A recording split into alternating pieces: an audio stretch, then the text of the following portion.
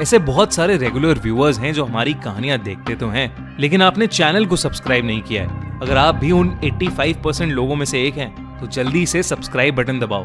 और हाँ, latest thrilling crime stories की नोटिफिकेशंस के लिए बेल आइकन दबाना मत भूलना।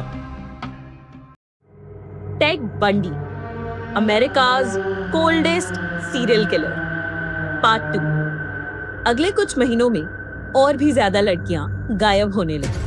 वहीं एलिजाबेथ चाहकर भी कुछ नहीं कर पा रही। अक्सर उसे सोते हुए एहसास होता कि टेड उसे घूर रहा है या उसे गलत तरह से छू रहा है, पर वो टेड के बढ़ते गुस्से से इतना डर गई थी कि उसने चुपचाप उसकी हर बात मानना शुरू कर दिया। ओरेगन और वॉशिंगटन पुलिस पागलों की तरह उस इंसान को ढूंढ रही थी जो इन लड़कियों को किडनैप करके उनके साथ जानवरों जैसा बर्ताव कर रहा था, लेकिन उन्हें कोई भी लीड नहीं मिल रही थी। इसी बीच कुछ स्टूडेंट्स पुलिस के पास आए। उन्होंने उन मिसिंग लड़कियों के एरिया में कई बार एक ब्राउन वॉल्क्सवैगन बीटल को देखा था, और तो और उन्होंने एक ब्राउन बाल वाले आदमी को भी देखा था। उस आदमी ने एक स्लिंग या प्लास्टर पहना हुआ था और उस आदमी ने उनसे मदद भी मांगी थी। ओरेगन और वॉशिंगटन में हो रहे मर्डर्स का सिलसिला जुलाई में खत्म, जब दिन दहाड़े लेक सैमामिश स्टेट पार्क के बीच से 2 लड़कियां गायब हो गई। उनके मिसिंग होने की खबर जब हर जगह फैली तो 4 विटनेसेस सामने आई, जिन्होंने उन्हें एक आदमी का डिस्क्रिप्शन दिया जिसके हाथ में प्लास्टर था और जिसने खुद को टेड के नाम से इंट्रोड्यूस किया था और अपनी कार से सेलबोट उतारने में हेल्प मांगी थी। उन चारों को शक था कि उसी टेड ने उन दोनों लड़कियों को किडनैप किया था। पुलिस ने इस इंफॉर्मेशन को हर जगह पब्लिश करा और टेड के एक कॉम्पोजिट स्केच को भी हर जगह बंटवा दिया। इस इंफॉर्मेशन को देखकर टेड के साइकोलॉजी प्रोफेसर और एलिजाबेथ ने उसे रिपोर्ट करने के लिए पुलिस को कॉल किया, लेकिन पुलिस ने उनकी टिप को इग्नोर कर दिया क्योंकि उन्हें उस समय रोज ऐसे 200 से ज्यादा अलग अलग टिप्स आ रही थी। अगस्त 1974 में टेड का यूटा लॉ स्कूल में एडमिशन हो गया। वो एलिजाबेथ को सिएटल में छोड़कर यूटा शिफ्ट हो गया, जहां उसने अपनी दरिंदगी जारी रखी। जब यूटा में हो रहे मर्डर्स की खबर हर जगह फैलने लगी तो एलिजाबेथ का शक और ज्यादा बढ़ गया और उसने यूटा पुलिस को फोन कर बताया कि उसके हिसाब से उसके बॉयफ्रेंड टेड बंडी ने ही वो सब क्राइम्स किए थे। पुलिस ने उसकी बात को फिर से इग्नोर कर दिया और अपनी इन्वेस्टिगेशंस जारी रखी। नवंबर 8 टेड बंडी ने 18 साल की कैरल डे रॉन्च को एक पुलिस ऑफिसर बनके अप्रोच किया और उसे उसके साथ पुलिस स्टेशन आकर उसकी कार पर हुए ब्रेक इन अटेम्प्ट की रिपोर्ट लिखवाने को कहा। टेड की कार में बैठने के बाद कैरल को रियलाइज हुआ कि वो लोग जिस रास्ते पे थे वो पुलिस स्टेशन का रास्ता था ही नहीं। टेड ने उसको हैंडकफ करने की भी कोशिश करी, लेकिन कैरल वहां से अपने आप को बचाकर भाग गई। उस दिन टेड ने एक और लड़की के साथ बदसलूकी करके उसका खून कर दिया और धीरे धीरे आसपास के 3 और स्टेट्स में अपना आतंक फैलाना शुरू कर दिया। वॉशिंगटन पुलिस मॉडर्न टेक्नोलॉजी का यूज करके उन सभी लोगों को ढूंढने लगी जिन पर जोर जबरदस्ती करने के एलिगेशंस थे, जिनका नाम टेड था और जिनके पास वॉल्क्सवैगन गाड़ी थी। उन्होंने टॉप 100 सस्पेक्ट्स की एक लिस्ट बनाई जिसमें टेड बंडी टॉप पर था। वॉशिंगटन पुलिस को टेड बंडी के अगेंस्ट बस एक और कॉन्क्रीट प्रूफ चाहिए था और तभी उनके पास टेड बंडी के यूटा में अरेस्ट होने की न्यूज आई। अगस्त 16, 1975 यूटा हाईवे पेट्रोल के ऑफिसर बॉब ने टेड बंडी को यूटा के एक रेसिडेंशियल एरिया से अरेस्ट किया। दरअसल टेड देर रात उस एरिया में अपनी गाड़ी बहुत तेजी से चलाते हुए उस एरिया के चक्कर काट रहा था।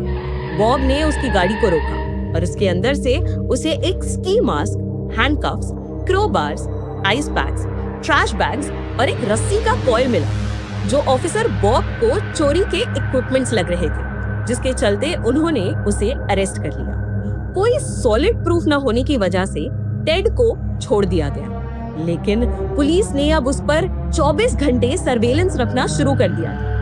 इसी बीच कुछ डिटेक्टिव्स एलिजाबेथ से मिलने सियाटल गए, जहां एलिजाबेथ ने उन्हें टेड के पास से मिले सस्पिशियस चीजों के बारे में बताया।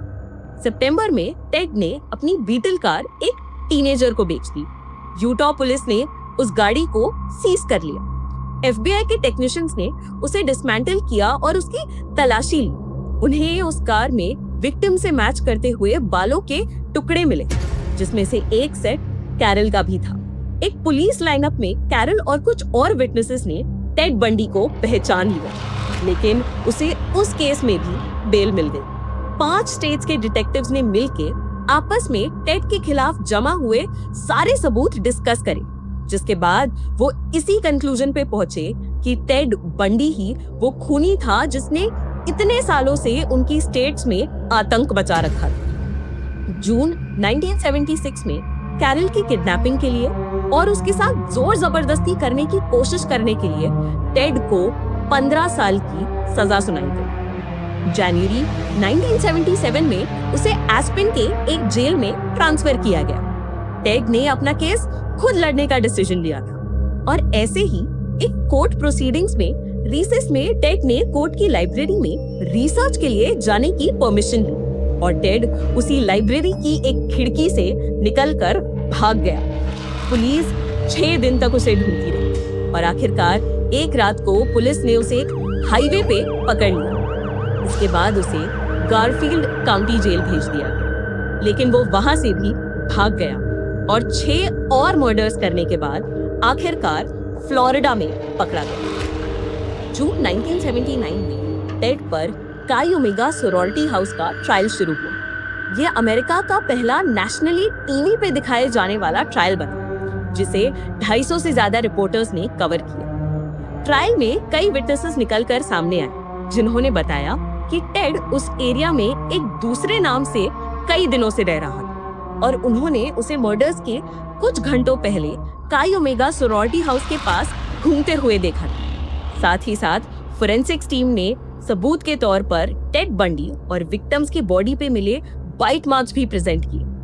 25 जुलाई 1976 को टेड बंडी को 3 लोगों के अटेम्प्टेड फर्स्ट डिग्री मर्डर और असॉल्ट के लिए डेथ सेंटेंस दिया गया।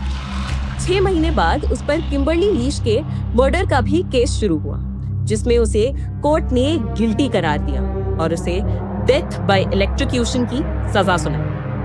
अपनी इलेक्ट्रोक्यूशन से पहले टेड ने स्टीफन मैकफोर्ड और ह्यूग एंसवर्थ के साथ एक सीरीज ऑफ इंटरव्यूज किए, जिसमें उसने 3rd पर्सन में अपने सारे क्राइम्स के बारे में उन्हें बताया। उसने ये भी बताया कि उसे लड़कियों के साथ बदसलूकी करने में बहुत मजा आता था। टेड ने डिटेक्टिव्स के सामने अपने सारे क्राइम्स कन्फेस किए और उन 30 लोगों के बारे में बताया जिन्हें उसने मारा था।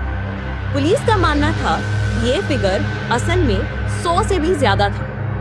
आखिरकार 15 फरवरी 1978 को टेड बंडी को इलेक्ट्रोक्यूट कर दिया गया, जिसके बाद जाकर अमेरिका के सबसे खूंखार सीरियल किलर का आतंक खत्म हुआ।